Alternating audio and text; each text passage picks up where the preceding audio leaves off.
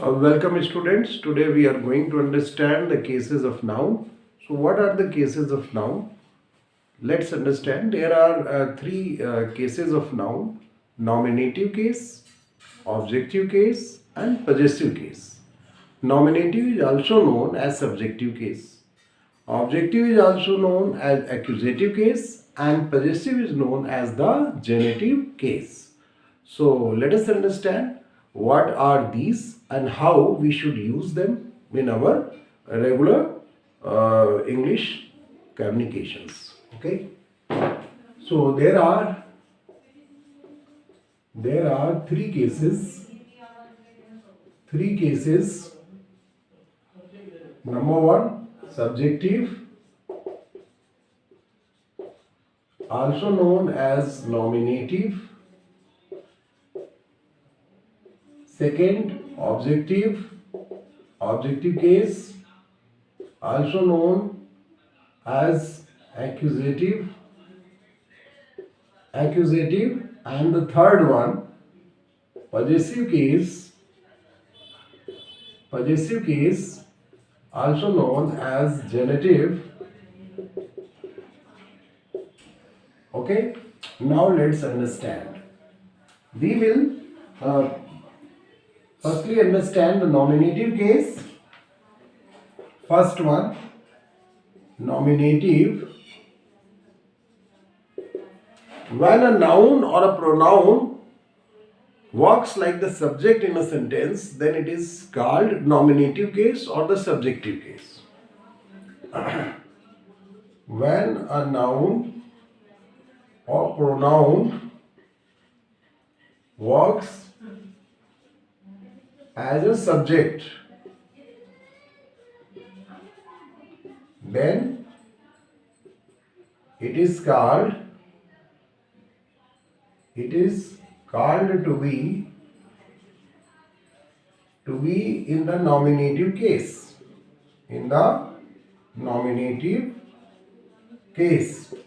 Example, see the example. He gave me a pen. The horse kicked the boy. So he gave what? Or he gave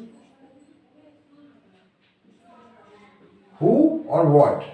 If we try to find the answer of who or what, we will be able to get what is the noun in subjective case. So who gave? He gave me a pen. The horse kicked the boy. Who kicked the boy? The horse kicked the boy.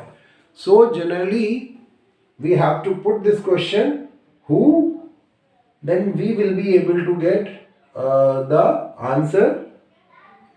What is the noun in the nominative case? Okay. Now let's understand the objective case. You just understand objective or accusative case.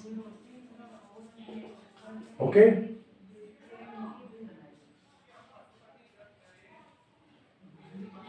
Here we consider the example. My father bought a watch. My father bought a watch. My father bought what? If we put the question what, then we will get the answer a watch. So when you want to know what is the subject, you put the question. Generally what or who, these questions should be asked. These will give you the idea whether the subject or whether the noun is in subjective case or in the objective case. Next one, see one more example. He kicked the ball.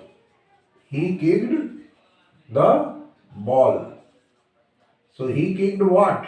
If we put the same question, then we will get the answer he kicked the ball. So the ball is in objective case or the accusative case.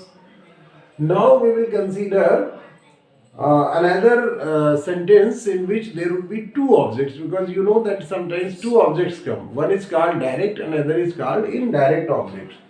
So let's see such an example in which two objects come. Two objects come. So the object that comes just after the verb, it is called indirect object. And the object that comes after the indirect object, that is called the direct object. Okay? So let's understand.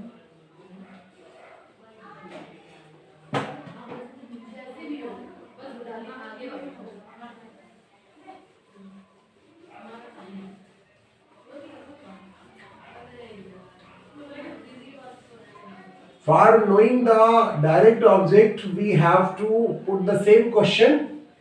What was given? If we ask what was given, the answer that we get, will be the direct object. Direct and indirect object.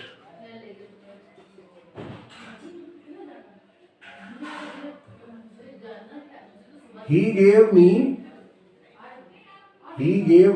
a pen. He gave me a pen. So here you can see one is indirect object and another is direct object.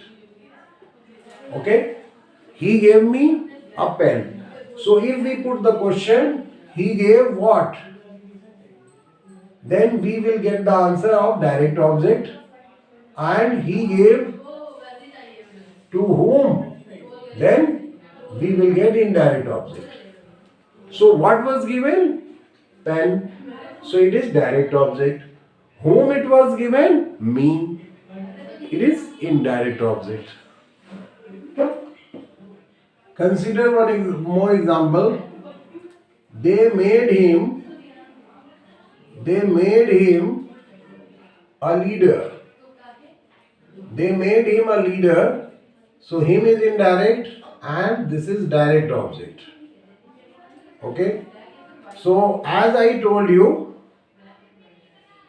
if you put the question, they made him what? If you put the question what? Okay? Then you will get the answer and that will be the direct object. And if you put the question whom, then the answer that you will get will tell you what is the indirect object. So I hope you have understood what are direct and indirect objects and how these are used in the objective case. So I hope your understanding has grown. In the next class, we will be understanding about the nouns in possessive case, and we will also consider the nouns in apposition. When the nouns are in apposition, then what happens? So we will consider those things in the next class. So thank you for watching. And before I end the class, I just remind you, if you are a new student, then you subscribe the channel, and if you are a regular one, then you recommend the channel to your friends. Thank you once again.